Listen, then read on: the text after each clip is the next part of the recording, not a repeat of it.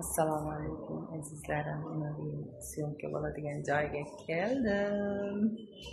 Bugungi syomkamiz Qorasuvdagi Madaniyat saroyida ekan. Birinchi epizodimiz, keyin boshqa joyga ko'chamiz. Kuzatishda davom qiling azizlarim. Bugun xudo xolasa syomka jarayonlari juda chiroyli o'tadi degan umiddaman. La la la la la la la la la deb ana madaniyatga kiramiz. Voy sahnalar yopiq joy ekan. Chang bo'lmasin deb menimcha hamma joyini yopib qo'yishibdi. Qanaqa chiroyli joylar bor ekan. Kaliborlari